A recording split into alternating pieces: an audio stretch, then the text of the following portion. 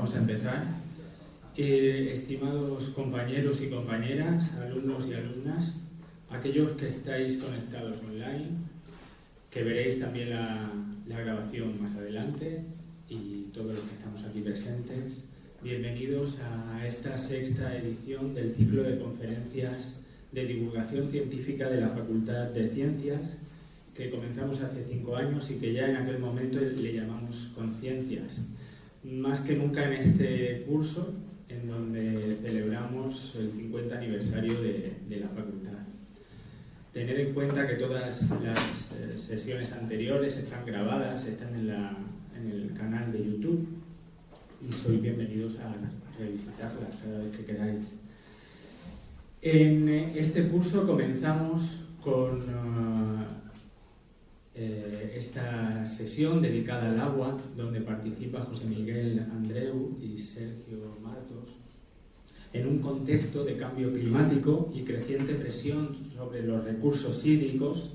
Esta sesión propone una mirada complementaria entre la recuperación de soluciones ancestrales y el análisis de uno de los recursos más utilizados no solo ahora, sino en la historia, como es el agua. Por un lado, se presentarán los sistemas hídricos de siembra y cosecha del agua, hidrotecnologías tradicionales basadas en la naturaleza que han demostrado durante siglos su eficacia y sostenibilidad. Por otro lado, se abordará la importancia del agua subterránea como recurso fundamental para el desarrollo humano, su uso intensivo a escala global y el papel estratégico que desempeña en sectores esenciales como la agricultura y el turismo. Esta es una invitación a conectar conocimientos del pasado con desafíos actuales para avanzar hacia una gestión del agua más eficiente y resiliente.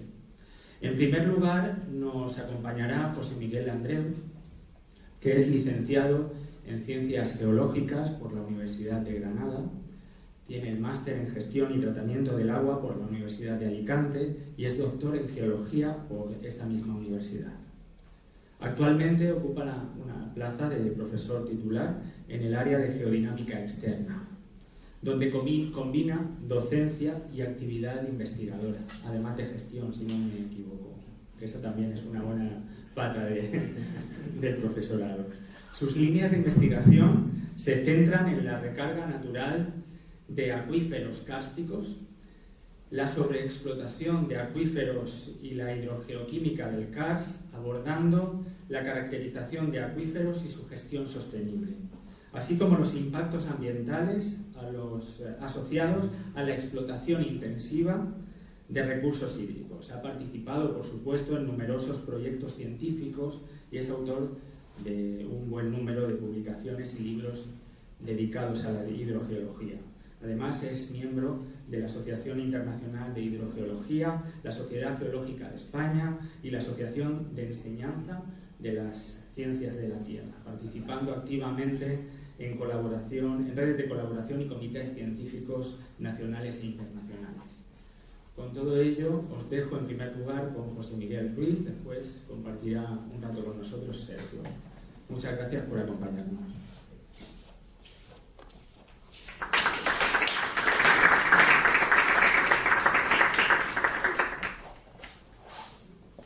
Bueno, muchas gracias, buenas tardes a todos. Gracias a la facultad por invitarme a participar en este ciclo de conferencias de conciencias.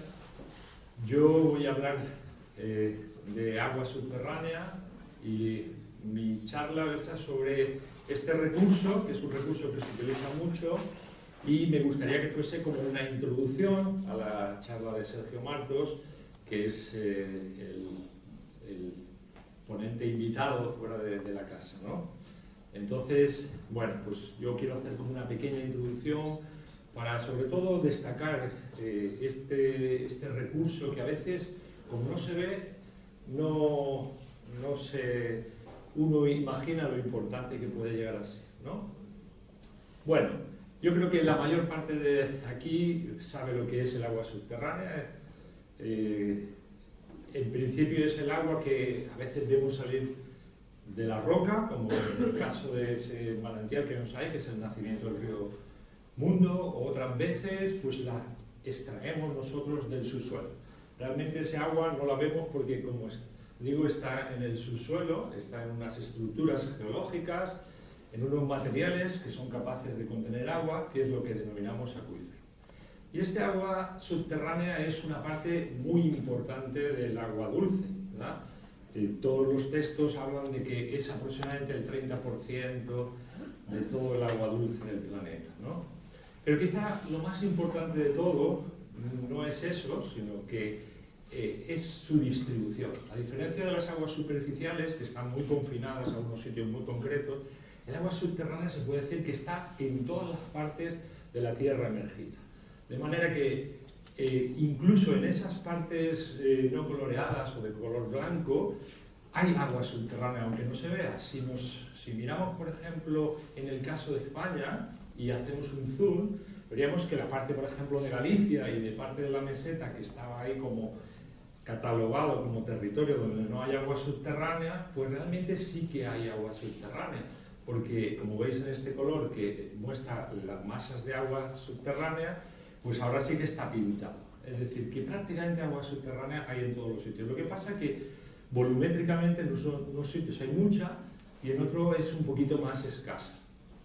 En el caso concreto del territorio nacional, pues tenemos más de 800 masas de agua y esas masas de agua a su vez se componen de uno o varios acuíferos. O sea que hay más de 1 millar de acuíferos en todo nuestro territorio, de dimensiones y características diferentes. El empleo del agua subterránea viene innato al hombre. Desde que el hombre está en el planeta, pues ha utilizado las aguas subterráneas. No hace mucho salía en prensa un artículo en donde se ponía de manifiesto como en Daimiel pues había unos restos arqueológicos que se llama Motilla de Azuer, que están declarados bien de interés cultural desde 2013, y realmente lo que es el primer pozo de aguas subterráneas que se estima que existe en la península ibérica. Estamos hablando de la edad del bronce, hace 4.000 años. La captación de las aguas subterráneas viene también, como digo, desde muy antiguo, y aquí vemos una serie de minados, que es lo que se denominan canas. Aquí en nuestro entorno le llamamos minas de agua, que no son nada más que captaciones horizontales que se han hecho desde tiempos de Mesopotamia para captar el agua subterránea. Estas imágenes de aquí de abajo corresponden a la denominada zona antigua, que no deja de ser una captación, una galería que se perforó en la vertiente sur de la Sierra de Crevillente, y esa es la canalización que ya hicieron los árabes para llevar el agua subterránea hasta el municipio de Crevillente. Hoy en día podemos considerar la extracción de aguas subterráneas como la extracción más importante de recursos en el planeta, por encima del petróleo, por encima del carbón, por encima de los áridos, y eso aproximadamente se cuantifica en unos 1.000 kilómetros cúbicos de agua cada año. Es aproximadamente la cuarta parte del agua que nosotros utilizamos, ¿no? Se estima que hay varios millones, como pone ahí, 2.100 millones de personas que dependen directamente de las aguas subterráneas. Y como parte de agua, del recurso hídrico, pues es un motor para pues, la subsistencia, el desarrollo y la creación de riquezas a lo largo del planeta. ¿De dónde se extrae este agua subterránea? ¿Quiénes son los grandes consumidores de agua subterránea? Bueno, voy a ir un poco haciendo un zoom, acercándonos desde lo global hasta lo más cercano a nosotros, ¿no? Digamos que ahora el país que más agua extrae en subterránea es India, con mucha diferencia con respecto a otros países. Ahí estaría como el top 9 de los países que más utilizan las aguas subterráneas. Bueno, como veis, pues Francia, que es el único país europeo, pues está en la parte más bajita, y algunos de estos países, como China o Estados Unidos, pues han estabilizado su extracción de aguas subterráneas en los últimos años. En la Unión Europea seguimos creciendo. Fijaos, entre primer circunferencia y la última, pues se puede observar cómo el porcentaje de agua subterránea pues ha ido creciendo. Estamos aproximadamente ahora en un 26%, y hay países como por ejemplo Grecia, el color azul más oscuro sería como el empleo del agua subterránea, ¿no? En donde pues el crecimiento es bastante grande. Esto es bastante disimétrico en cuanto a unos países y otros. Por ejemplo, no sé si se ve bien, pero quizá hay algunos países que sorprende menos que su uso de agua subterránea sea importante. Por ejemplo, Malta. Malta no deja de ser una isla sin ríos importantes, de manera que hay que echar mano del agua subterránea, ¿verdad? Pero si miramos el caso, por ejemplo, de Dinamarca o de Suiza, son países que tienen mucha agua, pero sin embargo el consumo de agua subterránea supera el de aguas superficiales. No es el caso de España, ¿no?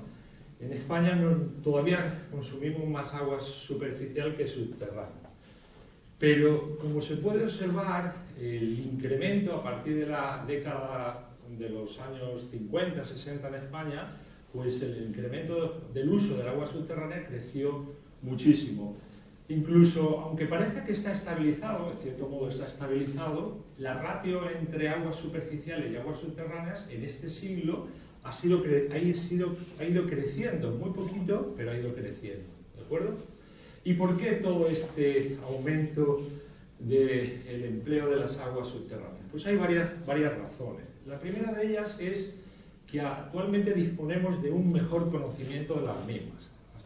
Como es un recurso invisible, no se ve, no se sabe dónde está, pues el conocimiento geológico especialmente ha hecho que sepamos definir mejor nuestras formaciones, cuáles son las relaciones entre las partes permeables de una montaña con otra, por así decirlo, y ese mejor conocimiento hace que sepamos dónde tenemos que ir a buscarla.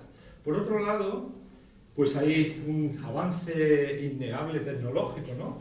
Las bombas, los sistemas de perforación, incluso la disponibilidad de energía han ido mejorando con el tiempo, y en el caso de las aguas subterráneas nos hemos traído mucha tecnología de la industria petrolera, ¿no? Y por otro lado el progreso también en las técnicas de prospección y evaluación. La herramienta geofísica también nos ayuda mucho, de manera que este compendio de razones hace que el uso del agua subterránea sea ahora mucho más fácil que hace 30, 40, 60 años. Bueno, ¿y para qué utilizamos este agua?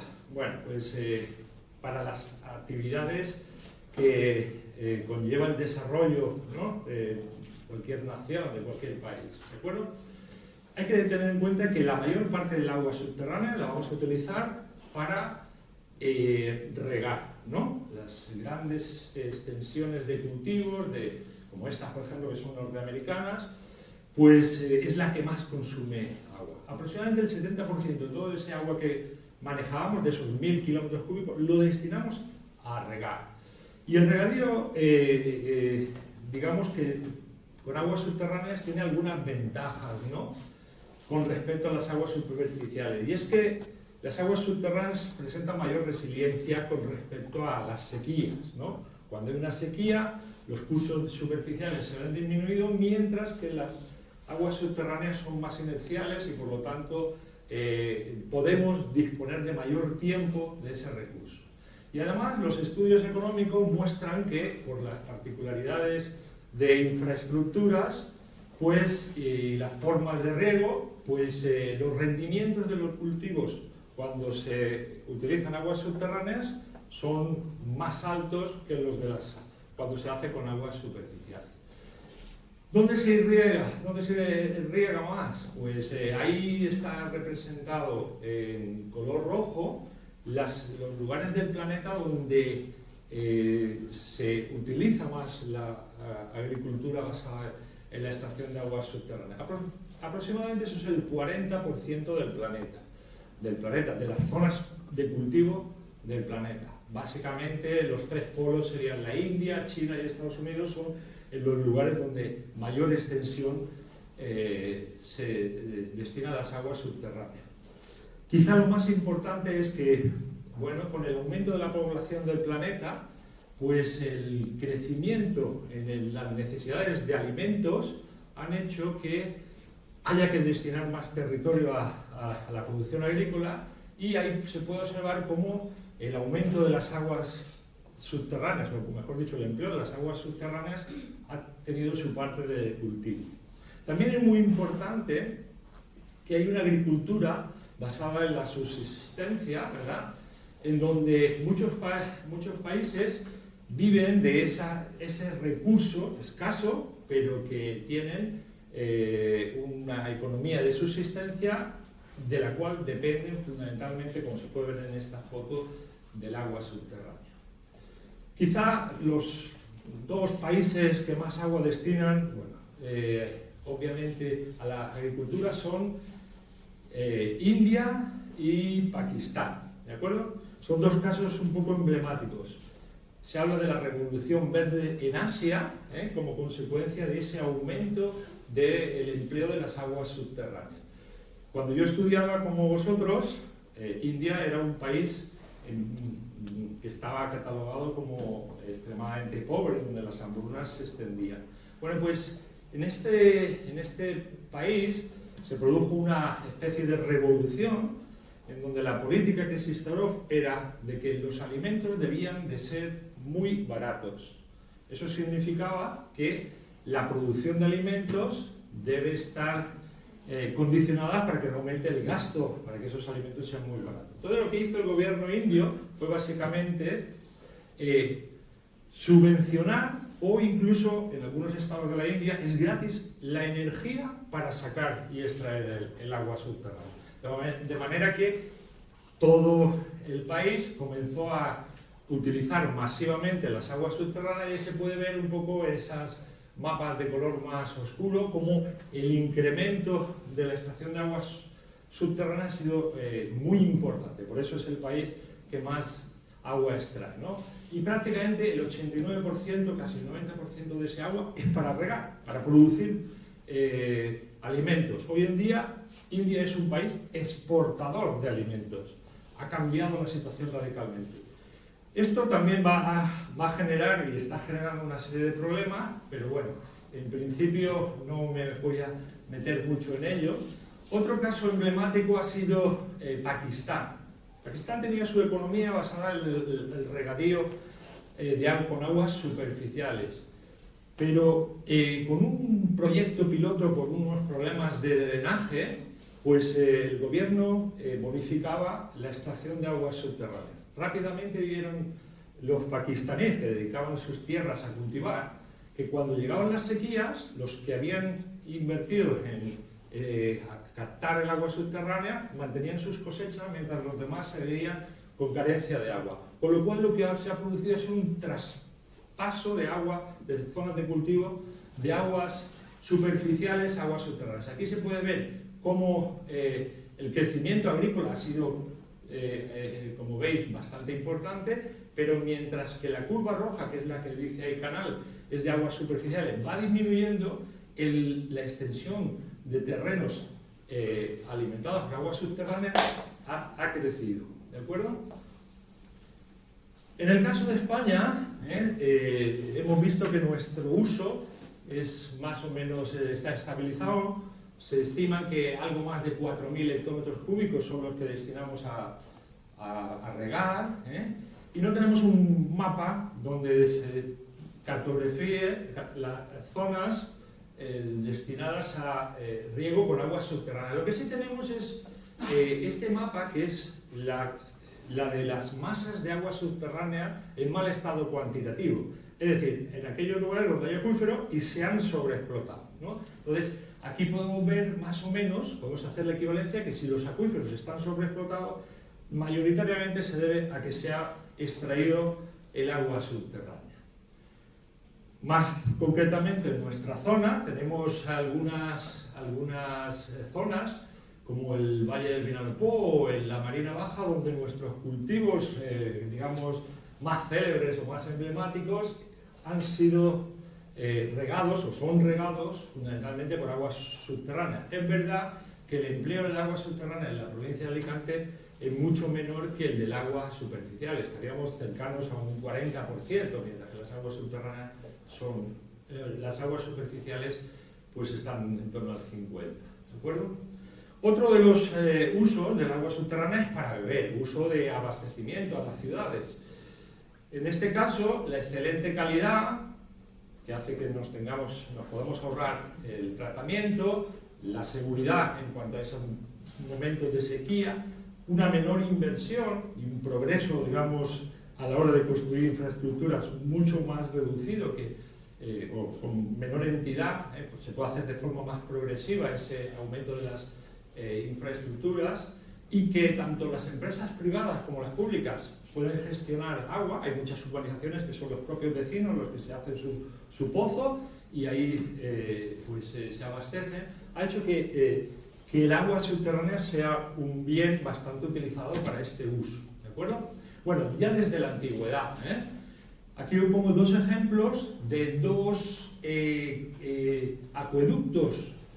El segundo, el acueducto de Peña Cortada, probablemente el acueducto más largo de la península ibérica, en que en ambos casos se cogía el agua, el primero desde el manantial de Tempu para abastecer a la ciudad de Cádiz, lo que era Gades, y el segundo parece ser que es un acueducto de casi 100 kilómetros cuadrados que llegaba hasta la ciudad de Valencia. ¿Vale? Estos serían dos obras emblemáticas realizadas por los romanos para utilizar las aguas subterráneas para abastecimiento de las ciudades. Bueno, digamos que a nivel global se puede establecer que aproximadamente el 50% de la población pues utiliza aguas subterráneas. Y a veces hay algunas poblaciones que únicamente disponen de este recurso, especialmente en países de África subsahariana o del sur de Asia. No hay redes de distribución. En Europa, pues llama la atención como países como Dinamarca, Austria o Islandia, riquísimos en aguas superficiales, no utilizan las aguas superficiales para beber, utilizan las aguas subterráneas. En España somos más de 13 millones de personas las que utilizamos el agua subterránea, el 20% de las grandes ciudades, y las poblaciones de menos de 20.000, pues prácticamente la mayoría, más del 70%.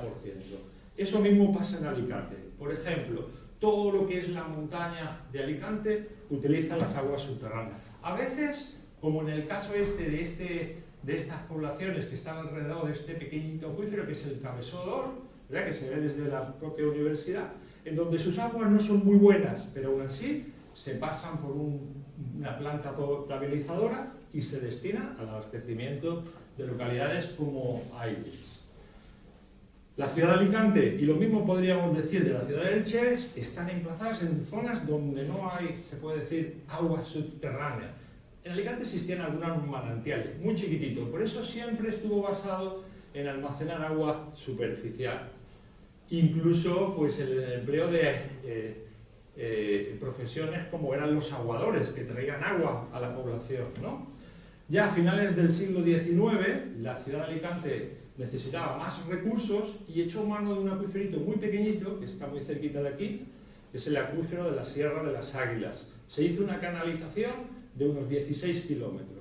Pero ya a principios del siglo XX eso era ya pequeño, y entonces hubo que traer agua del Alto Vinalopó por el canal del Cid, que se encuentra todavía en funcionamiento, y podéis observar su canalización por la carretera que va a Madrid.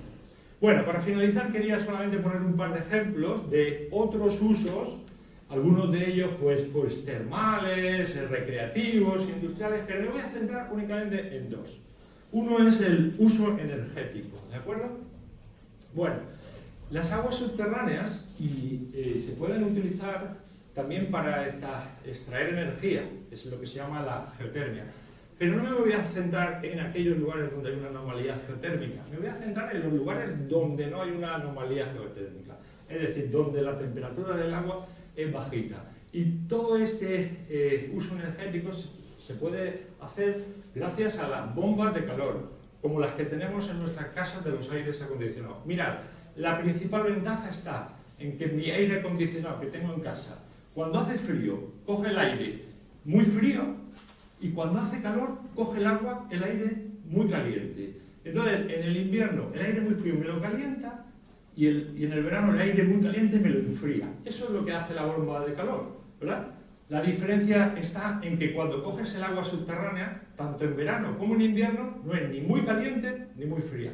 Con lo cual, ese contraste térmico hace que el rendimiento sea mucho más económico. Este es el uso de bombas de calor, y ahí lo que tenemos no se ve casi nada, pero bueno, en los circulitos se ven que están en azul o en rojo. En azul es la energía que utilizan las bombas de calor de esos países.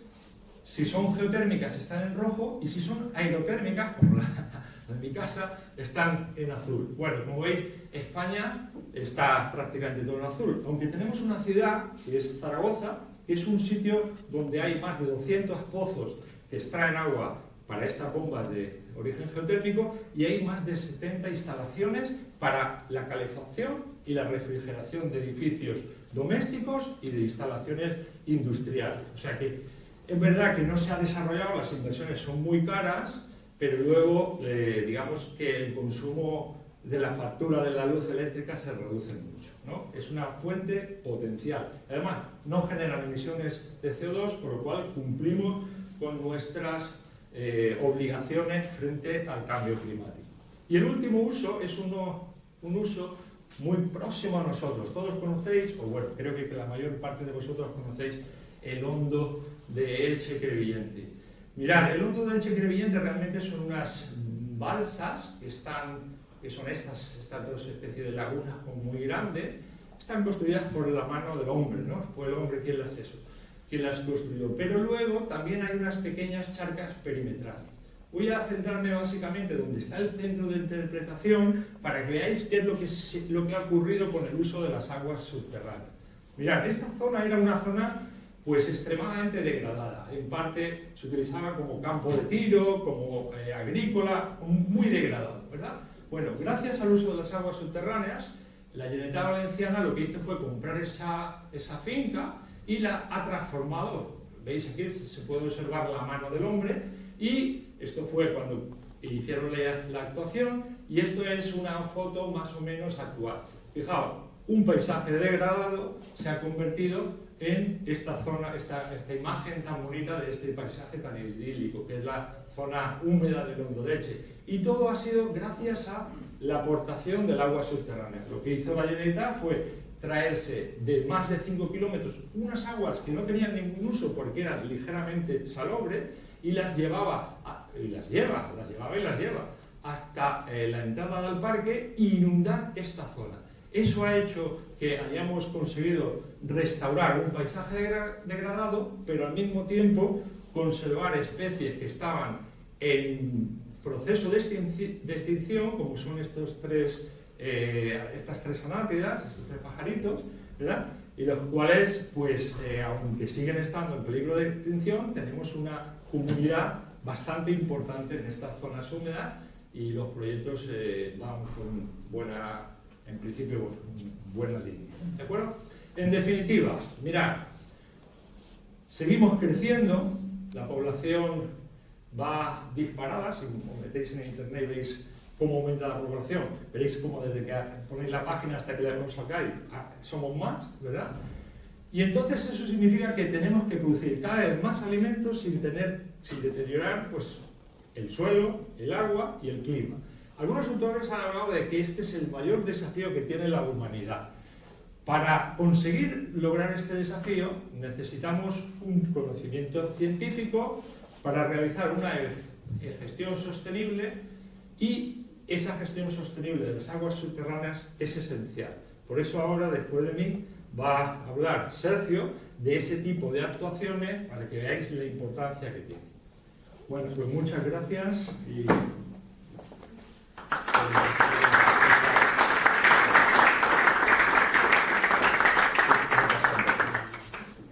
Quería preguntar si hay alguna duda, alguna pregunta, algún comentario.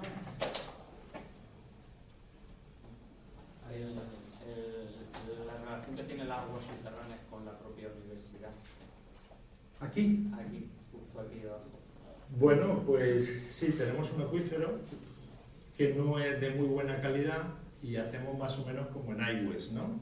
Es decir, en un momento determinado la Universidad de Alicante veía que era un poco, no era ético que con la falta de agua que había aquí utilizásemos el agua de la red, el agua de beber, para regar toda esta superficie de zonas ajardinadas. Intentó buscar el recurso, lo encontró en su propio subsuelo, pero el problema es que cuando empezaron a utilizar el agua vieron que las plantas se resentían porque también eran aguas salobres. Bueno, lo que han tenido que hacer es implementar una plantita de tratamiento, y entonces lo que hacemos es se desala el agua y se mezcla el agua del acuífero con ese agua que le han quitado la sal. Se genera una mezcla, que eso se hace en la charca de los Patos, allí en el Bosque Ilustrado, y ese agua confeccionada con la calidad adecuada es la que utiliza ahora todo el campus, de todas las zonas arboladas del campus, con lo cual ya no utilizamos agua de la red, la hemos sustituido por agua subterránea, que en principio no tenía un uso porque también era salobre. ¿Hay alguna otra aplicación de energía renovable que esté favoreciendo el agua subterránea? O sea, ¿Alguna aplicación? Sí, alguna que no sea la geotérmica. ¿Que no sea? Has explicado la geotérmica o la de las bombas de calor, pero ¿hay alguna otra energía renovable que esté siendo impulsada por esta agua subterránea? Bueno, que yo sepa, no, a no ser que sea geotermia, puede ser, no sé. En algunos lugares donde hay manantiales grandes, a lo mejor eso, cuando si están en cursos altos, se pueden hacer presitas para generar energía hidroeléctrica. ¿Te refieres a eso, no? Eso se ha hecho en la alta montaña, en la montaña donde el agua tiene en principio cierta energía, y poner turbinas para generar agua, para energía a partir de, básicamente es la de la descarga de los manantiales, pero bueno, sí que es verdad que se hace en los cursos superficiales. Pues muchas gracias, José Miguel. Voy a presentar a Sergio y mientras os cambiáis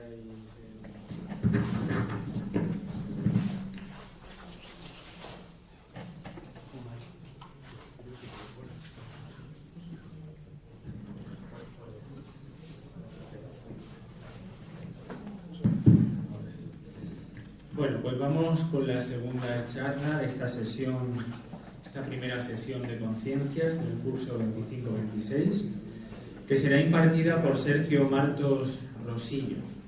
Sergio es licenciado y doctor en Ciencias Geológicas por la Universidad de Granada y posgraduado en Hidrología Subterránea por la Universidad Politécnica de Cataluña. Entre 1996 y 2006 trabajó en investigación hidrogeológica y minera en consultoría privada, asesorando a la administración pública. Desde 2002 forma parte del Instituto Geológico y Minero de España, donde ha desarrollado proyectos de investigación hidrogeológica y de divulgación científica, defendiendo, por ejemplo, su tesis doctoral con calificación cum laude. En 2009 se convirtió en investigador titular del CSIC. Sus líneas de investigación incluyen la caracterización de acuíferos carbonatados sometidos a uso intensivo de aguas subterráneas, modelización geológica e hidrogeológica 3D, evaluación de reservas y recarga de acuíferos, humedales, procesos de humidificación, procesos de hundimiento en acuíferos cársticos, gestión integrada de aguas subterráneas, etcétera, etcétera. Todos temas pues, que hoy se van a poner aquí sobre la mesa. Actualmente coordina la red Siembra y Cosecha del Agua, SICA, del programa CITET, donde coordina 81 investigadores de 8 países y participa en comités científicos y técnicos nacionales y también internacionales. Bueno, pues recibimos entonces a Sergio Martos con su charla. Ahora después abriremos también un turno de preguntas, ¿vale? Así que apuntarlas, que luego se las hacéis.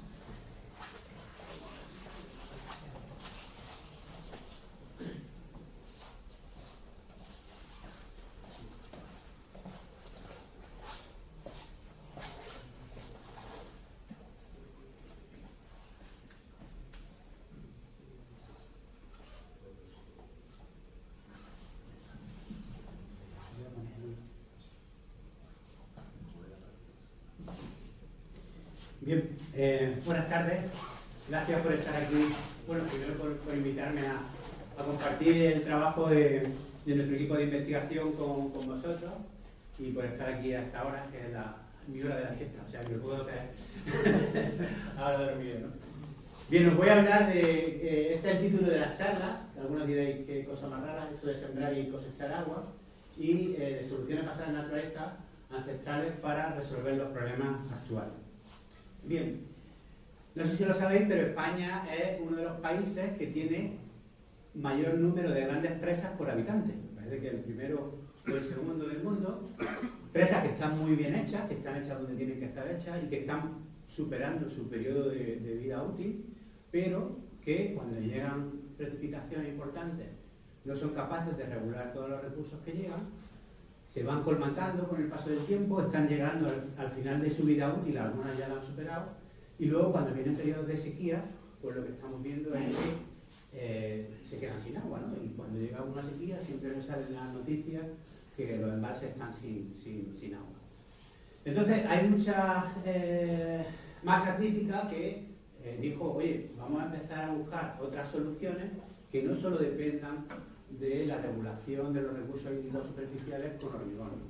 Y con esa idea pues surge el concepto de las soluciones basadas en naturaleza, y dentro de esa panoplia de soluciones que luego hablaremos, una de ellas es la siembra y cosecha del agua. Esto es un concepto que no es nuestro, que se acuña en Perú, donde a esta forma de manejar el agua se le dice allí tradicionalmente siembra y cosecha del agua. ¿Qué es esto de la siembra y cosecha? Esa fue la definición que hicimos entre ese grupo de investigación de la red que hicimos iberoamericana de siembra y cosecha del agua, y fue lo primero que trabajamos, ¿no? En definir este concepto, que son los procesos ancestrales que están basados en el conocimiento ecológico de la población local y de la población indígena, con los que el ser humano lo que hace es recolectar el agua de escorrentía, el agua de lluvia, para infiltrarla en el subsuelo. Eso sería el proceso de siembra. ¿Con qué objeto? Con el objeto de luego recuperarla un cierto tiempo después, de cosecharla cuando no hay agua superficial, cuando no hay agua de lluvia. Esto es el mismo concepto que el de recarga artificial de acuíferos, pero esto se hace con el conocimiento local, sin la intervención de la ciencia, ¿vale? O sea, sería recarga de acuíferos, pero con el conocimiento de la población local. ¿Cómo se siembra? Como tenía poco tiempo y hemos hecho unos dibujos, unos vídeos de dibujo animado, donde hicimos un gran esfuerzo de síntesis, voy a poneros el vídeo, si sale aquí. Aquí no está esa presentación.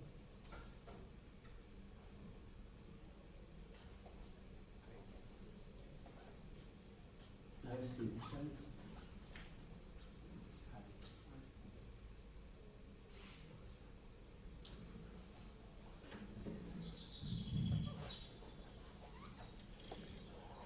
El ser humano ha sido capaz de desarrollar formas sorprendentes de manejar el agua a lo largo de la historia. Es el caso de la siembra y cosecha del agua, un conjunto de técnicas que consisten en infiltrar o sembrar agua en el subsuelo para retenerla en los acuíferos, de manera que pueda ser recogida o cosechada durante las épocas secas en manantiales y ríos o mediante la construcción de pozos y galerías. En ocasiones, los humanos encontraron soluciones iguales o muy parecidas en contextos culturales completamente distintos y separados. Es el caso de las amunas peruanas y las acequias de Cadea de Sierra Nevada en el sur de España. Estas son canales excavados en el terreno que infiltran el agua en las laderas para que surja meses después a menor altitud. Ambas fueron construidas hace al menos 1000 años, las primeras en contextos preincaicos e incaicos, las segundas en época islámica. Igual ocurre con humedales de alta montaña irrigados mediante redes de canalizaciones para crear pastos y retener el agua. En los Andes se llaman bofedales, y aunque la escala es mucho menor, los encontramos también en Sierra Nevada. Otra técnica muy parecida a ambos lados del Atlántico consiste en construir muros de piedra y tierra en el cauce de los arroyos secos o junto a ellos para infiltrar el agua de las lluvias torrenciales. Se les llama tapes o también atajados, dependiendo de la zona donde estemos. También se consigue el mismo efecto al infiltrarse el agua no consumida por las plantas en las jardinerías americanas y en las terrazas mediterráneas. Son los retornos del regadío, un efecto también buscado y aprovechado por los campesinos. Exclusivas de América son las cochas o también albarradas, pequeñas lagunas regrecidas con muros de tierra que permiten infiltrar el agua de lluvia y escorrentía. Todos estos sistemas ancestrales están vinculados al conocimiento ecológico de la población local y son el resultado de un proceso histórico de adaptación mutua del ser humano a la naturaleza y de esta al ser humano, del que tenemos mucho que aprender. La siembra y cosecha del agua es un ejemplo de resiliencia, de adaptación al cambio climático y de solución basada en la naturaleza. Y es, sobre todo, parte de nuestro patrimonio, por lo que debemos conservarlo para las generaciones futuras.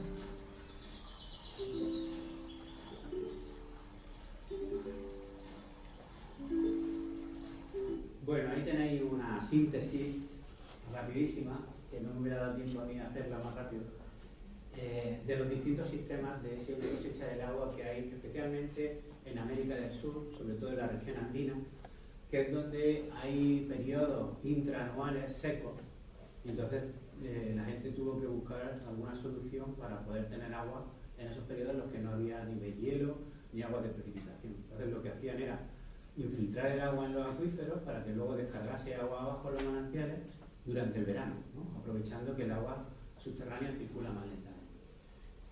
Aquí tenéis un libro en el que hay 17 casos de estudio de siembra y cosecha del agua de los distintos socios que formábamos la red, que lo hicimos con la Agencia Española de Cooperación, y que podéis bajarlo y entender, pues, ver muchos de esos ejemplos que han salido en 5 o 10 segundos, pues detallados en esta publicación.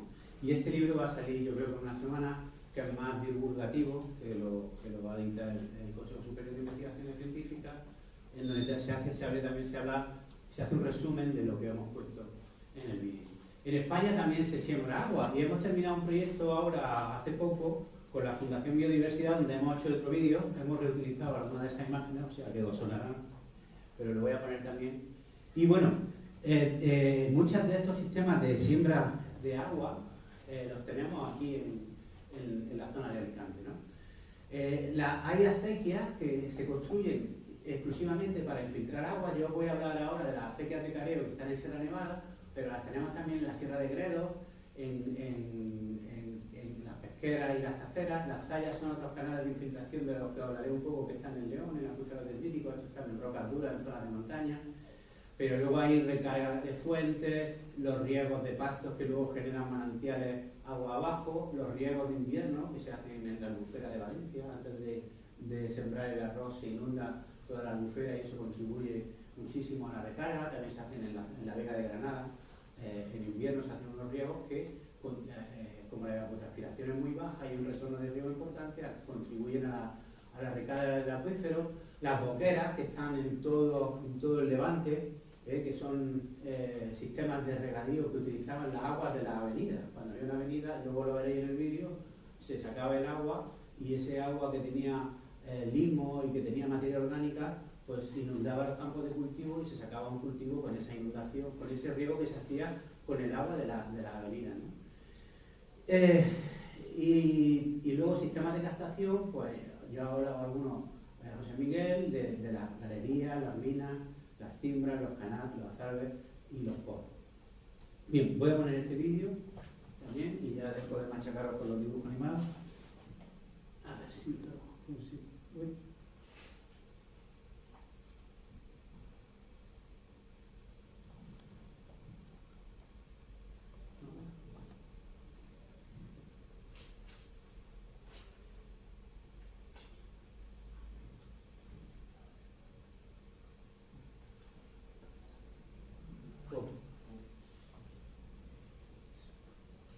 Es que no sale aquí en la pantalla. Ay.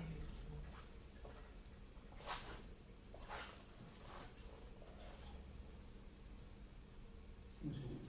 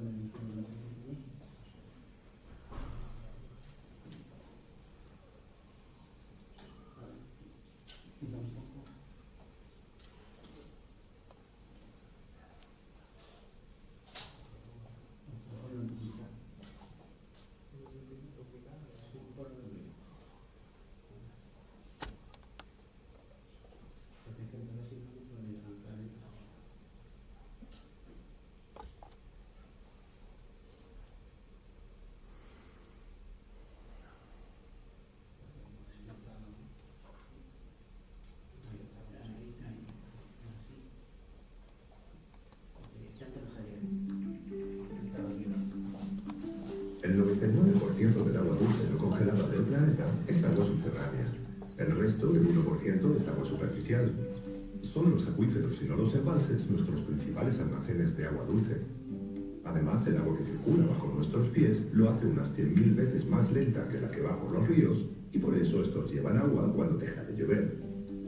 Históricamente, las antiguas civilizaciones desarrollaron numerosas estrategias para aprovechar el agua subterránea, desde su extracción mediante pozos hace unos 10.000 años hasta la construcción de galerías hace 5.000.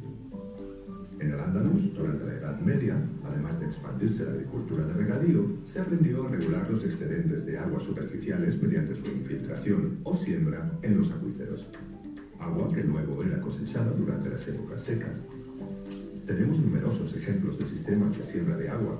Destacan las acequias de Careo de Sierra Nevada, diseñadas para infiltrar agua en las laderas, al igual que las pesqueras de la Vera en Cáceres. Otras acequias de montaña también contribuyen a la infiltración de agua, aunque fueran diseñadas para riego de pastos y terrazas.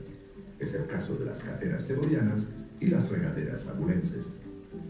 En llanuras como la de la Valduerna en León, otras acequias llamadas tallas también recargaban los acuíferos que luego eran explotados mediante pozos durante las épocas de sequía. Pozos y norias que ahora han sido sustituidos por bombas y espesores. Otros sistemas singulares, como el Tape de Teresa en Almería, derivaban el agua de una rambla hacia sumideros kársticos, desde donde era posteriormente extraída mediante galerías que descargaban en acequias. Existen también otros sistemas de siembra de agua no intencionados, como el retorno del riego por inundación, que es el agua de riego no consumida por las plantas y que acaba infiltrándose en los acuíferos. Puede ser del 30 al 40% cuando se riega en verano y llegar al 90% cuando se hace en invierno. Ejemplos de riegos de invierno tradicionales los tenemos en vegas como la de Granada y en arrozales como los valencianos. A menor escala también se infiltra agua al regar pastizales como los lameiros del noreste peninsular o los borreguiles del sureste. En las áreas más áridas se han desarrollado técnicas más extremas, como las boqueras almerienses. Estas derivaban las aguas de las avenidas torrenciales para inundar parcelas de cultivo, diseñadas para retener la escorrentía, los sedimentos y la materia orgánica que se transporta durante estos eventos. O los ribazos o cañadas, que hacían lo mismo en la cabecera de los barrancos. Entre los sistemas ancestrales de cosecha de agua destacan los pozos, los canats, las minas de agua y las cimbras, que existen por miles por todo nuestro país.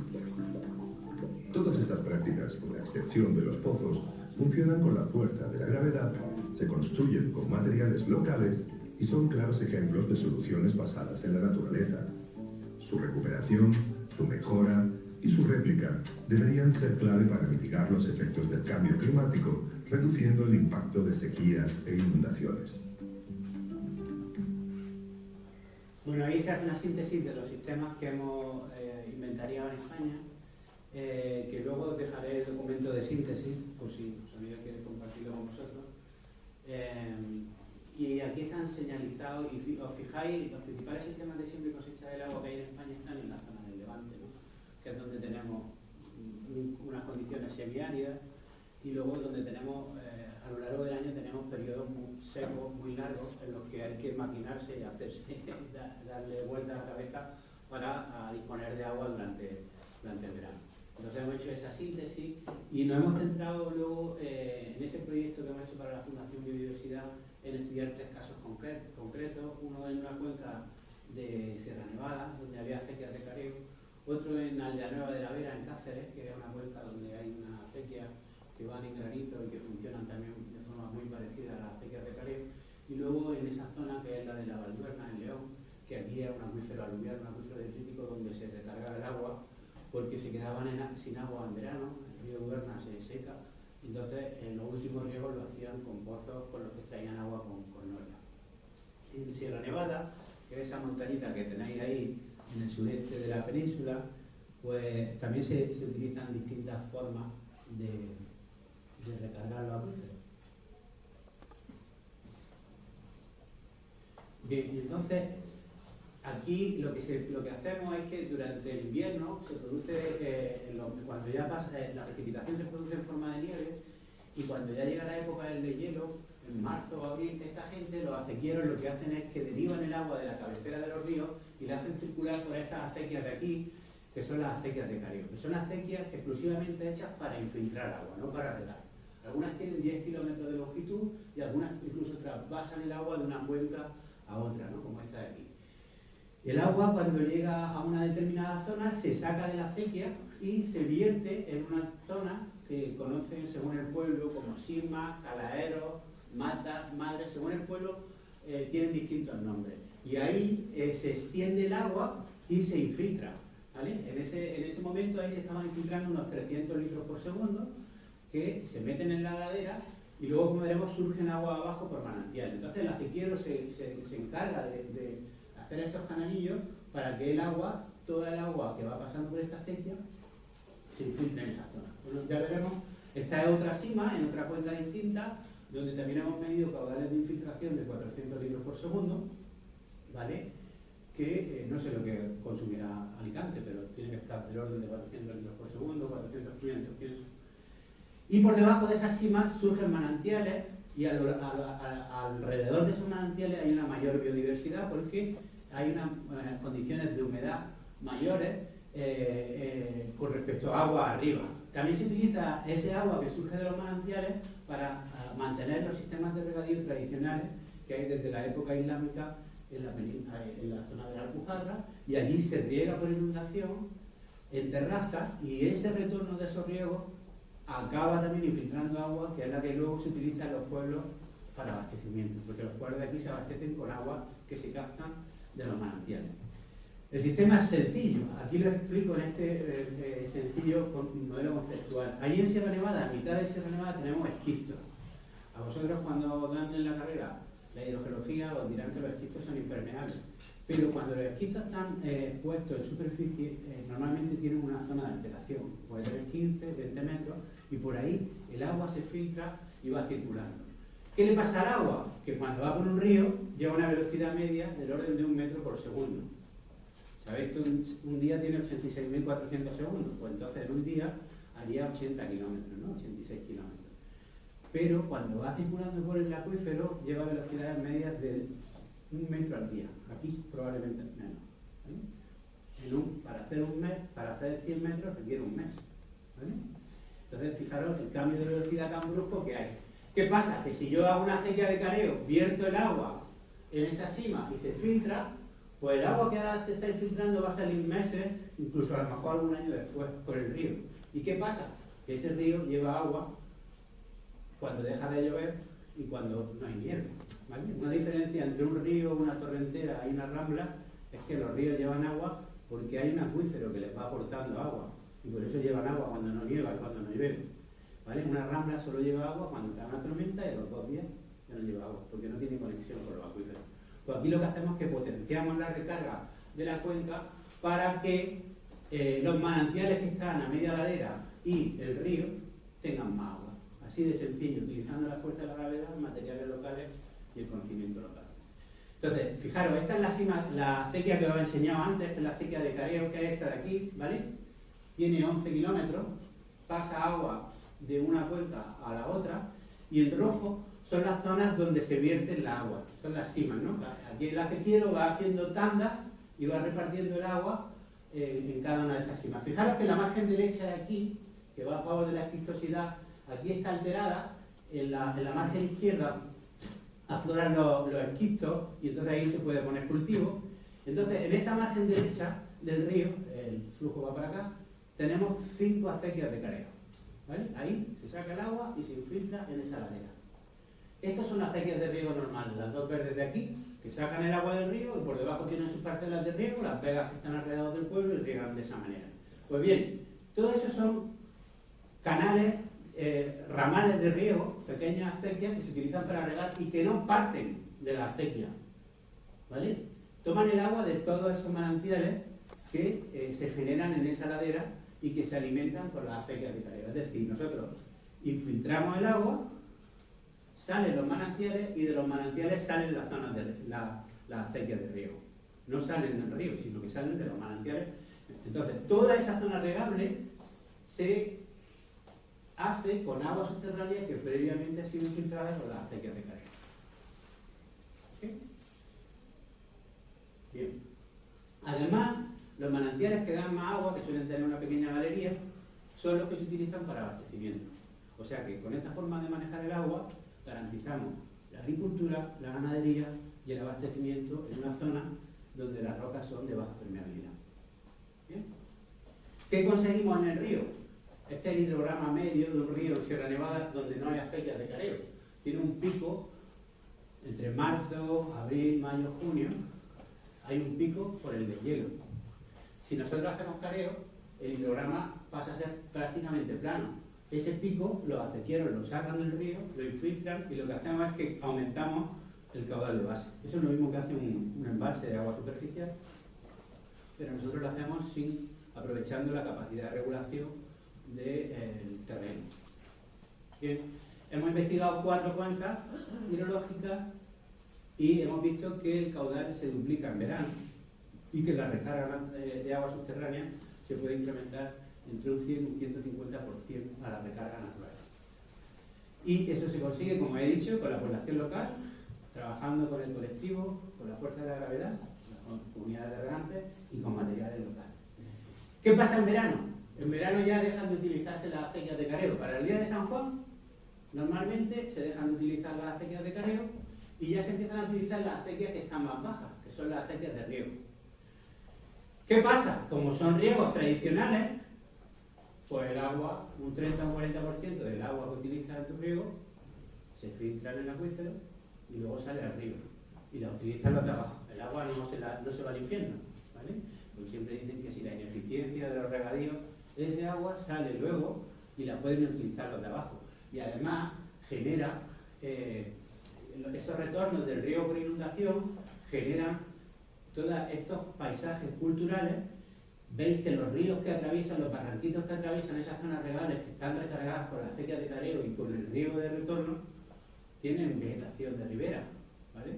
Esos cursos de agua tienen agua permanente, la hoja de los árboles que se cae se pudre, eso es lo que se comen los macroinvertebrados y los peces son los que se comen los macroinvertebrados. O sea que no solo estamos generando la regulación del río, sino además estamos contribuyendo a que haya un mejor estado del ecosistema y una mayor biodiversidad, ¿vale? Sin la necesidad de traer palacas solares de no sé dónde, ni materiales, sino simplemente trabajando con lo que tenemos en el terreno. Y eso es lo que ha hecho a Sierra Nevada un parque nacional particular, porque una de las cosas que más se valora en Sierra Nevada son los paisajes culturales y cómo el hombre se ha adaptado, el ser humano se ha adaptado a estas condiciones adversas en esta montaña semiárida y como vemos ese tipo de paisaje. Bueno, nosotros llevamos 12 años investigando y la investigación de nuestro equipo se puede sintetizar en esta diapositiva. Nosotros lo que hemos demostrado es que esas acequias de careo y los sistemas de regadío tradicional aumentan la recarga bastante, más de un 100% en la zona de montaña, aumentan el caudal de base de los ríos, reduce la temperatura media del agua superficial porque el agua subterránea que entra está más fría que el agua superficial, sobre todo en verano. ¿Y cómo hemos demostrado eso? Pues hacemos nuestra hipótesis, ponemos nuestro aparato, nos pegamos una panzada de porque trabajar en Sierra Nevada no tiene acceso a muchos sitios y luego demostramos nuestra hipótesis y publicamos en revistas internacionales. Ya tenemos, eso no está actualizado, ya tenemos casi 20 artículos que van en esta línea de trabajo. Hemos diseñado o hemos contribuido al diseño de redes de control de caudal con sensores de bajo costo, porque esto es sencillo, porque si tú mides al principio de una acequia de careo y mides al final, pues por diferencia del agua que ha pasado por las dos secciones, sabes cuánta agua se ha infiltrado en mitad del camino. Entonces es sencillo, pero requiere poner mucho aparato, llevar mucho aquí ahora mismo ya sí hay conexión con internet, pero antes no. Y entonces tenías que ir a descargar los datos y a comprobar que estaban funcionando bien. Y entonces ponemos unos sensores que son muy baratos y controlamos el caudal en las acequias y en distintos tramos del río. Y entonces hemos contribuido a probar distintos sensores de bajo costo hasta que dimos con la tecla. Para calcular la recarga, cuánta del agua que va por el río ha sido recargada por las acequias de careo, también establecimos una metodología que ahora están siguiendo en otros países del mundo, que era una metodología sencilla. Hacemos un modelo de precipitación-aportación, es decir, el agua que sale Al final de la cuenca hidrológica tú tienes una estación de aforo y si lo modelizas tú puedes saber, cuando han explicado la hidrología, cuánta del agua que va por un río es de origen subterráneo, cuánta de origen superficial y cuánta de origen hipodérmico. Entonces, si tú modelizas el río, puedes saber la recarga total de agua subterránea, que es la componente subterránea del hidrograma, y si mides el caudal que han infiltrado las acequias con los aparatitos que hemos puesto, pues ya sabemos cuánta es la recarga total con el modelo matemático del río y la recarga artificial midiendo lo que han infiltrado las acequias. Entonces lo que estamos comprobando es que es la recarga natural, es decir, de lo que llueve y de lo que nieva encima y se infiltra en el acuífero, es muy parecida a la recarga que se consigue con las acequias en 4 o 5 cuencas hidrológicas que ya hemos trabajado. Esta fue la primera, pero eso nos dice que la recarga que había se incrementa al 100%. ¿Vale? Entonces, realmente lo que se consigue con estos sistemas es ralentizar el ciclo hidrológico. Es decir, nosotros cuando sacamos el agua del río y la infiltramos, lo que hacemos es que vaya mucho más lenta y que salga más tarde del río. Ese es el truco. Es hacer que vaya subterráneamente circulando para tenerla disponible durante más tiempo. Bueno, hemos sacado métodos para cuantificar la regulación de los ríos. También hemos trabajado en sistemas de regadío tradicionales, no en acequias de careo, sino luego las acequias que están por debajo. Hemos estado midiendo el caudal que filtran y cómo afecta eso a la vegetación que hay tanto en los bosques de ribera como en los bosques de ribera de los barranquetes que cruzaban antes, que veíamos en las fotos, como en el bosque de ribera principal. Entonces, ahí lo que hicimos en este artículo, que lo están citando mucho, es que siempre se habla de la eficiencia del riego pensando con una forma de pensar muy productivista. Es decir, yo saco tanta agua de mi pozo y cuánta le llega a la planta, ¿no? Entonces, con eso calculamos la eficiencia. Pero si tenemos en cuenta que cuando riegas con un regadío tradicional genera un incremento de la biodiversidad y que luego ese agua sale del río y la pueden aprovechar agua abajo, si tienes un enfoque más holístico, el concepto de eficiencia puede cambiar, ¿no? Y eso lo publicamos en esta revista, pues que es una revista de tope de agricultura, para que se cambiara ese enfoque del concepto de eficiencia.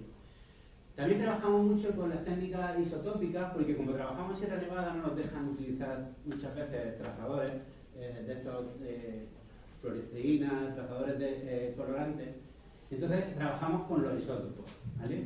Los isótopos dan muy buen resultado cuando se trabaja en zonas de montaña, porque si tú muestreas la nieve a distintas alturas y la precipitación, sacas la curva altitudinal del oxígeno 18 deuterio, luego muestreas los manantiales, y los que están desplazados a la izquierda es porque un agua isotópicamente muy ligera, que es la que cae en la parte alta, la lleva a la acequia rápido, la infiltra en el acuífero, y entonces el agua de ese manantial tiene una anomalía. Y eso nos permite identificar si el manantial que estamos muestreando está captando agua de la acequia de careo o agua de precipitación. Y una técnica que la empezamos a utilizar y la están utilizando muchos colegas en América Latina y también en Asia. Pero además, también podemos ver si un árbol, lo hemos hecho con roble, si un árbol está chupando el agua de la precipitación que le cae encima o del agua que hay por la acequia que está por encima. ¿Cómo? Ahora mismo ya se puede extraer agua del xilema de la planta y hacemos un análisis isotópico y podemos ver si el roble está captando más agua de la precipitación o más agua de los manantiales. Hemos utilizado también técnicas que se utilizan en la arqueología con la datación de los granos de cuarzo. Tú puedes saber cuánto tiempo lleva un grano de cuarzo enterrado con una técnica que se llama autoluminiscencia de cuarzo y puedes datar ese tipo de sedimentos. Entonces datamos los sedimentos de una de estas simas, que es donde se vierte el agua para su infiltración, y hicimos unos sondeos, hicimos geofísica, vimos dónde había más espesor de relleno, perforamos y analizamos. Y también hay documentos escritos que hablan de algunos problemas que hubo en una acequia de careo en el año 1050 por ahí, y entonces tuvo que subir el cadí de Guadix, de un pueblo que hay en Granada, a dirimir a ver quién llevaba razón. Entonces eso quedó en un registro escrito de un conflicto que hubo con una acequia de careo. Entonces sabemos que ya en el año 1000 están documentadas, ¿no? A nosotros nos salen dataciones del año 800, 800 y pico con esta técnica. ¿Bien? Entonces, comparando los datos de antigüedad de los sedimentos que hay ahí con otros estudios paleoclimáticos que han hecho con lagunas de Sierra Nevada, en los que se sabe cuál era la precipitación y cuál era la temperatura a lo largo del tiempo, pues lo que podemos ver es que las acequias de careo han permitido superar crisis climáticas y crisis sociales que sabemos que han ocurrido a lo largo de ese tiempo, o sea que son sistemas que ya sirvieron para superar una crisis climática y que por tanto pueden servirlo para ahora. Y ahora estamos trabajando en esto, en ver cómo estos sistemas de recarga también ayudan a la flora y a la fauna a superar sequías, mejorar la biodiversidad y proveer numerosos servicios ecosistémicos. Y para eso hemos tenido que empezar a trabajar con ecólogos, ¿vale?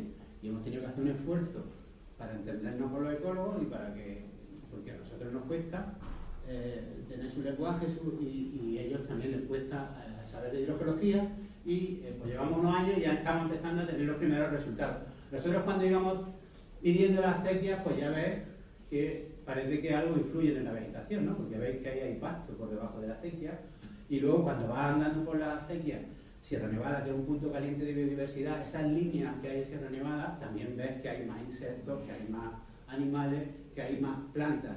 Entonces se intuye que la biodiversidad es mayor. Incluso cuando hay un incendio, como hubo aquí, pues justo al año siguiente echan el agua a la acequia y ya se empieza a ver verde la zona de descarga y también la zona donde se va infiltrando el agua, ¿no? Justo al año del incendio. Entonces empezamos a trabajar en robledales, porque tienen mucho interés ecológico, son los robledales que están más al sur de Europa y están en una zona donde no les corresponde, porque tienen que tener una precipitación mínima en verano que en Sierra Nevada no ocurre. Empezamos a trabajar y muchos ecólogos decían que era una brisa que subía por el Mediterráneo. Digo, tú no has subido por ahí en verano. Allí no hay ninguna brisa. Algunos robledales, como eran mancomunados, tenían acequias que le metían agua de forma artificial, ¿no? Entonces, nosotros hemos estado midiendo esas acequias para ver cómo va infiltrando el agua y ellos trabajando con indicadores como el NDVI, que es un índice de verdor de la vegetación que se trabaja con imágenes satelitales, pues veíamos que los robledales, había una serie de robledales que estaban con un índice de verdor mayor y que este se mantenía más a lo largo del año y eran los robledales que tenían acequias funcionando. ¿Bien? A raíz de ahí, pues empezaron ellos a aplicar una serie de indicadores basados en ese NDVI, como son, se tomaba una fecha en verano, luego también se veía la variabilidad interanual de ese valor del NDVI en un píxel, o la diferencia entre una fecha del verano y una fecha del otoño. Y con eso se han mezclado, se han hecho una serie de clases y se han diferenciado donde hay más vegetación dependiente del agua subterránea en Sierra Nevada.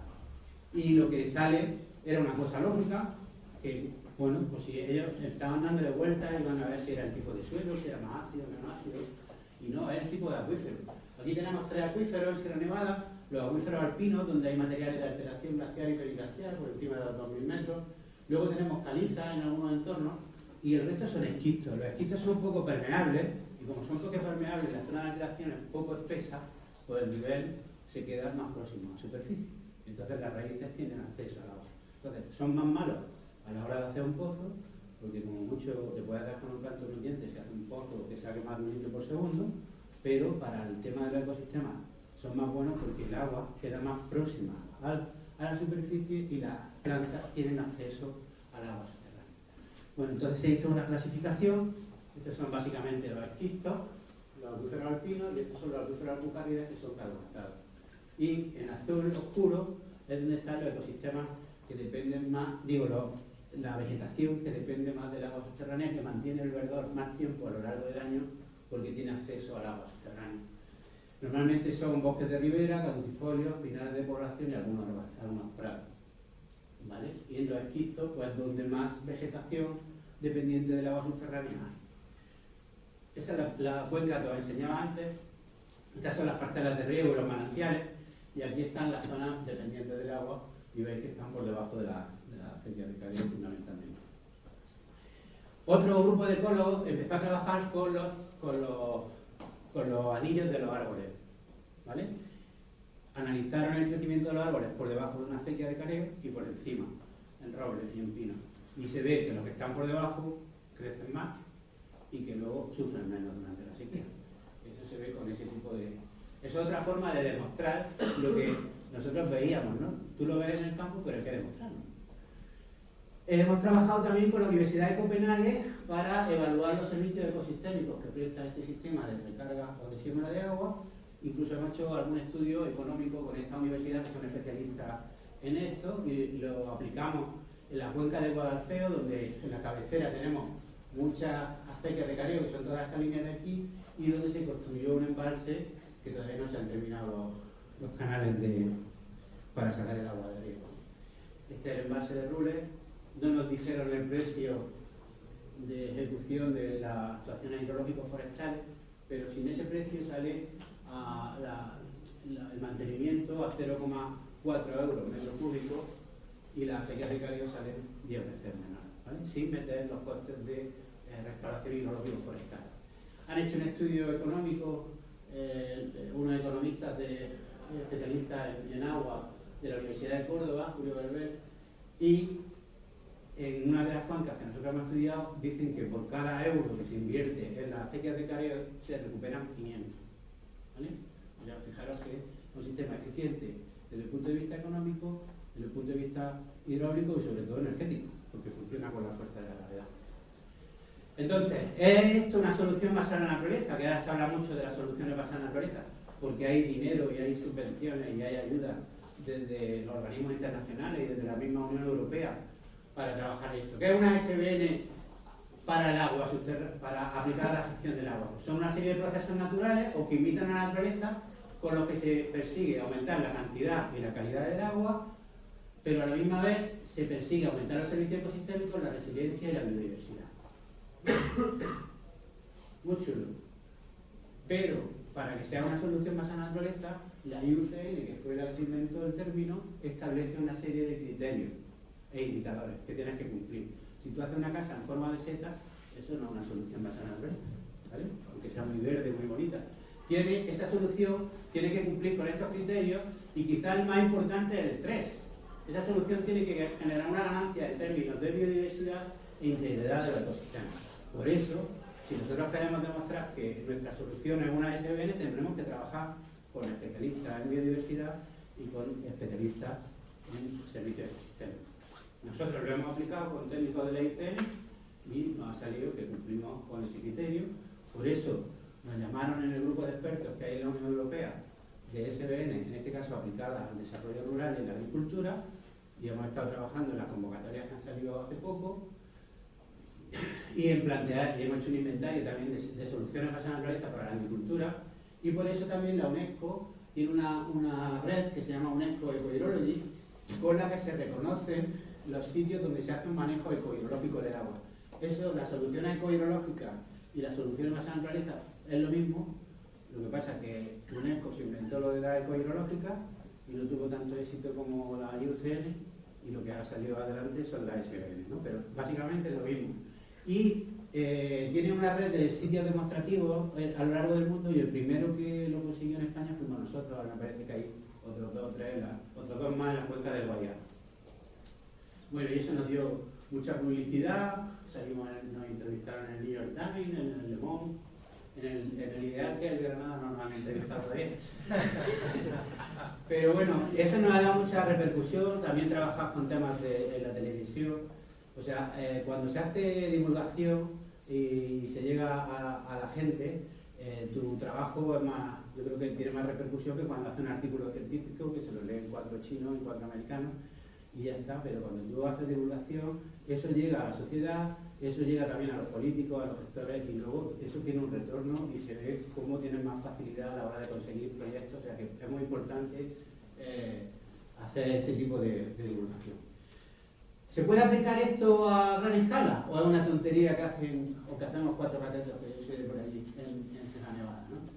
Pues nosotros hemos visto que sí. Y se puede hacer sobre todo con el tema de los riegos de invierno. Los riegos de invierno, los riegos por inundación son la gran promesa de la recarga artificial de acuíferos, ¿vale? Y resulta que nosotros lo llevamos haciendo muchos años, ¿no? Y lo hacemos, como digo, en la Vega de Granada, en la Albufera y también en León. Como la Albufera era muy complicada de estudiar porque es muy grande y muy difícil, allí no sé si habéis trabajado, pero si te das 2 vueltas ya no sabes dónde estás, porque todos los naranjos y todas las plantas no te ubicas, ¿no? Pues nos fuimos a un acuífero pequeñito que había en el norte, en León, en el que sabíamos que se hacía recarga con riego por inundación. ¿Qué es este acuífero de aquí? Es un llano aluvial que tiene 2 ríos, el río Duerna y el río Peces, y que hay una serie de acequias, que son estas que veis aquí, que están sin revestir, que pasan el agua por encima del acuífero en invierno para que se recargue. ¿Por qué? Porque el río Duerna al final del verano se queda sin agua y entonces el agua que han recargado la sacan con pozos para terminar los riegos del verano. Entonces, estas son las tallas, aquí ya estaban regando el cereal, pero incluso empiezan, antes de que se siembre el cereal, empiezan a infiltrar agua. Fijaros, esta es el vuelo americano que se hizo en la primera imagen que tenemos aérea de España, ¿no? Todo el país, y hemos inventariado con ese vuelo americano 503 kilómetros de zalla en un acuífero que tiene 40 kilómetros cuadrados, que no es muy grande, y 650 pozos. Imaginaros todos esos pozos con norias de caballo funcionando al final del verano para terminar el riego. Actualmente lo que tenemos son menos de la mitad de kilómetros de zalla y muchos menos pozos porque ya con las bombas de aspiración se saca más cantidad de agua, no hace falta tantos pozos. Esas son las antiguas norias, que algunas están abandonadas, y hemos hecho una recreación de cómo funcionaba el sistema, de cómo se regaban esos campos y luego cómo se extraía el agua con las norias. Ahora fijaros que se riega con la zalla y también se riega con aspersores, fundamentalmente patata y maíz. Este es un antiguo pozo que ya tiene una bomba de aspiración. Como el agua está a muy poca profundidad, no hace falta poner bombas electrosumergibles y se conecta a la red de tubería y a los aspersores y es como se riega ahora al final del verano. Bueno, pues nosotros hemos hecho un ensayo, con permiso de la Confederación Hidrográfica del Duero, nos dejó utilizar la acequia y en un mes se recargaban 2 hectómetros cúbicos, poniendo en funcionamiento las 3 zallas principales. La recarga por infiltración del agua de lluvia está entre 1,5 y 3, que hemos hecho un modelo de flujo.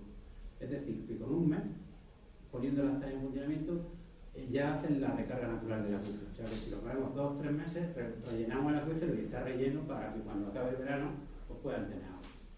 Y entonces luego, colaborando con... Esto ha costado un huevo, porque no había un mapa de regadío continuo de España, aunque parezca mentira. Cada confederación tiene el suyo.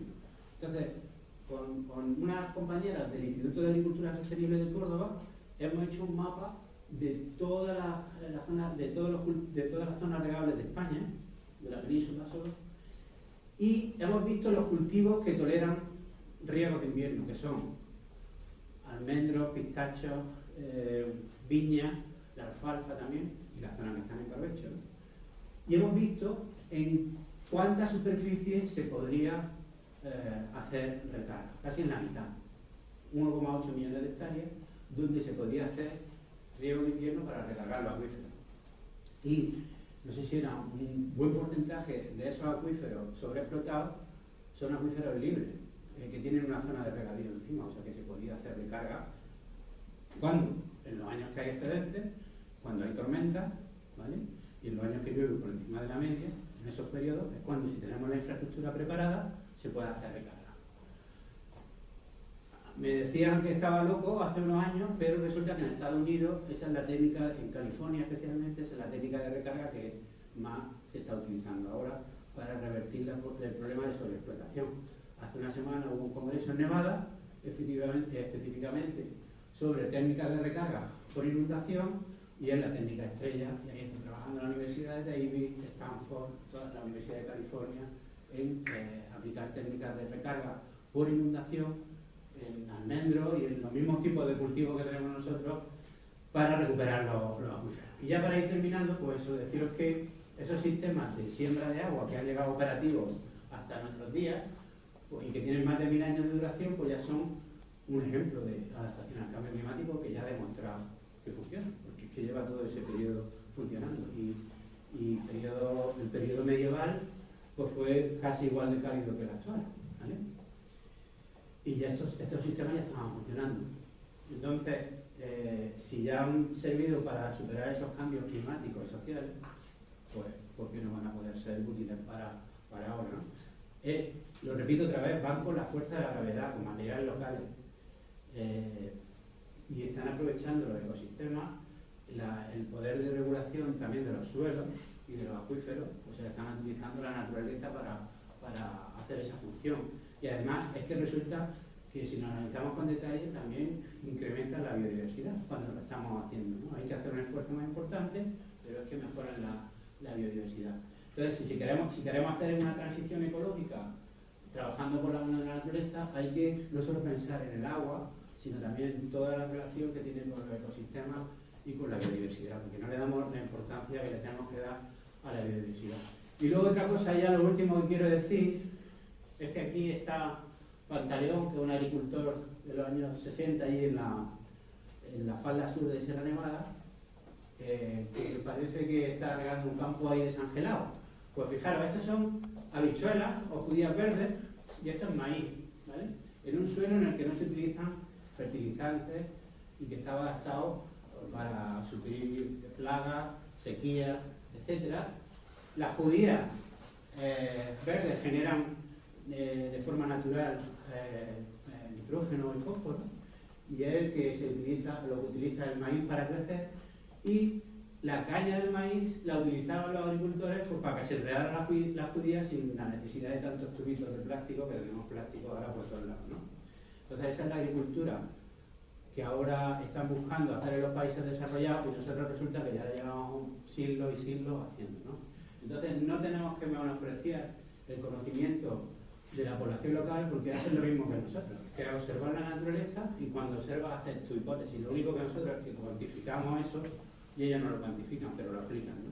Entonces ese conocimiento de la población local, que se ha utilizado en medicina, en farmacia, y que no se estaba aplicando en hidrología, pues ahora nosotros estamos intentando recuperarlo. Entonces muchas veces vamos a buscar lo que hacen en Estados Unidos y resulta que nosotros llevamos haciéndolo en el pueblo de al lado muchos años, ¿no? Entonces a veces no hay que fijarse también en lo que hacen nuestros abuelos. Y eso era todo. Muchas gracias.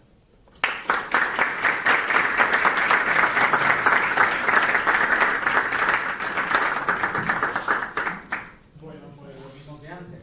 Ahora es el momento de dudas, preguntas, curiosidades.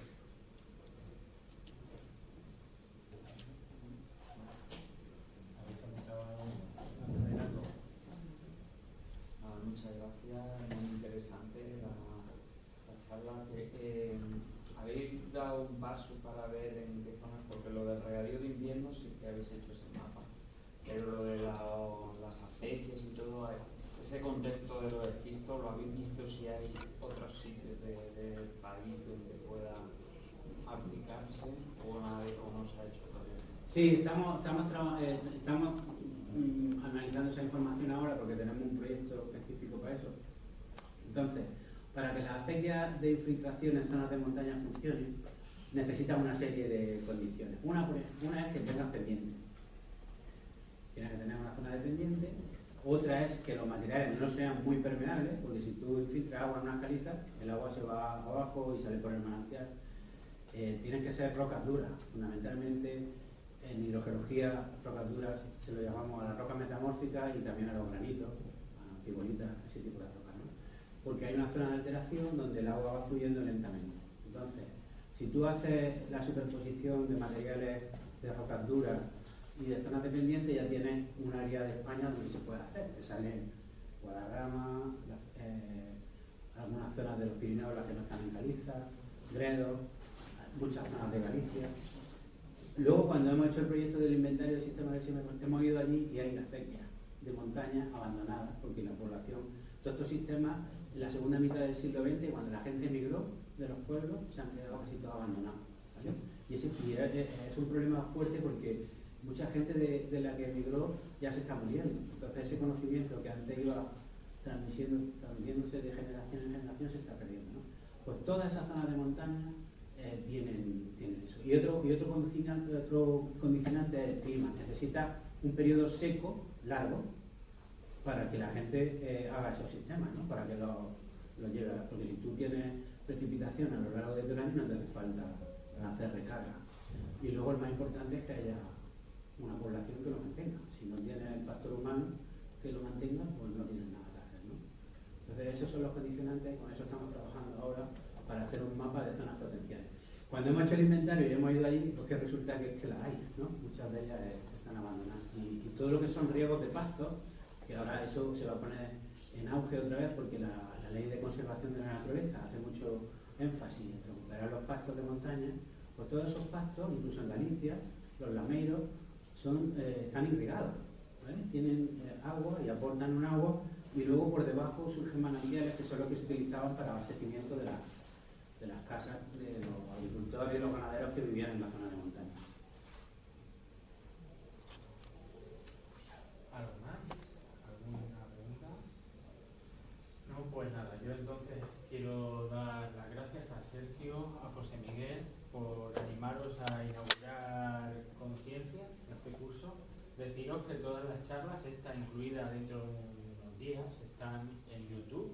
También quiero agradecer a José Vicente, que sin su ayuda sería imposible hacer el montaje para grabar y para emitirlo, al equipo de canal, que está aquí Antonio, a Chimo, que nos hace el cartel, a Nati, que lo distribuye, etcétera. Que esto, aunque esté aquí y esto parezca sencillo, pues es un trabajo de hace mucho tiempo, de muchas semanas, incluso meses, y que agradecemos que estéis aquí y estáis invitados e invitadas a estar en la siguiente, ¿de acuerdo?